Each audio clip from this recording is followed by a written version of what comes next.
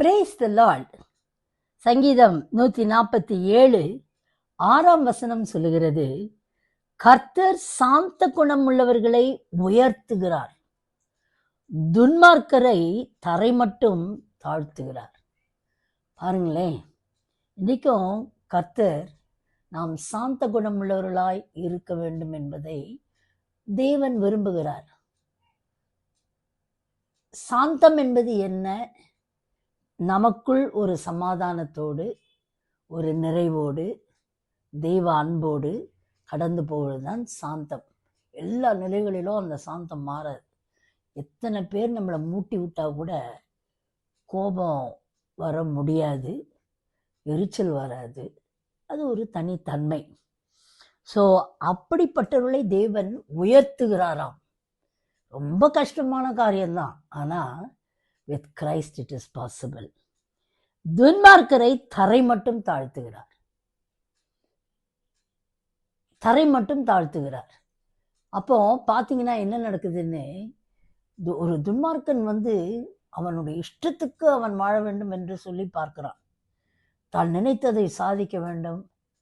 அவங்ககிட்ட ஒரு பயங்கர ஒரு என்ன சொல்றது, ஒரு வீம்பு இருக்கும், ஒரு பரிகாசம் இருக்கும்.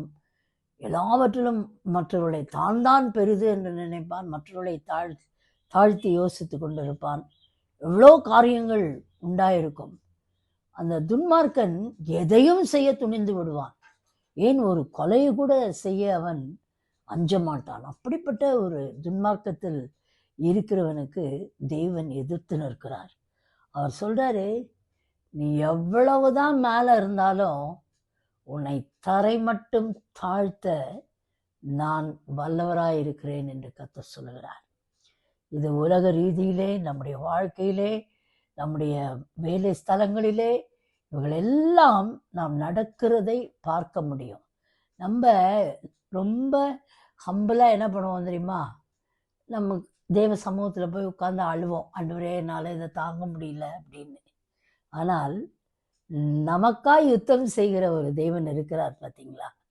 அவர் நமக்கு விரோதமாய் கிரியை செய்கிறவர்கள் அனுதினமும் நம் மீது கண் போட்டு துன்மார்க்கத்திலே காரியங்களை பிணைத்து செய்ய வேண்டும் நினைக்கிறவர்களின் எல்லா ஆலோசனைகளையும் அவர் அபத்தமாக்குகிற தேவனாயிருக்கிறார்.